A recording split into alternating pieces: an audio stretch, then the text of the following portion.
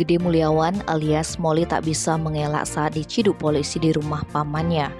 Pasalnya pria berusia 29 tahun asal Desa Ularan, Kecamatan Seririt tersebut terekam kamera saat mencuri sepeda motor milik I Gede Pageh Dharma Minggu 9 Oktober sekitar pukul 17.30 di depan warung BCA Seririt.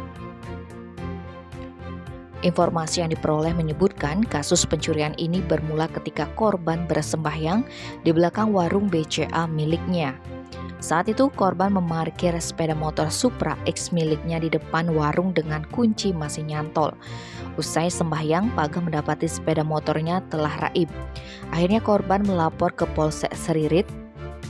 Polisi langsung melakukan penyelidikan termasuk mengecek CCTV di warung tersebut. Dari rekaman CCTV terlihat Molly mengambil sepeda motor korban. Diduga pelaku membawa kabur motor tersebut ke Desa Ularan, Kecamatan Seririt.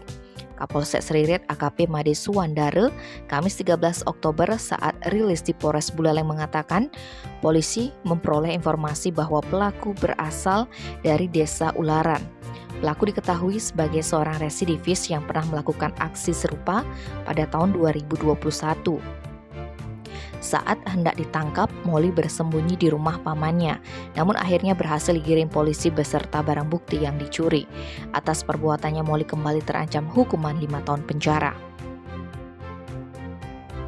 Tim Bali Express melaporkan.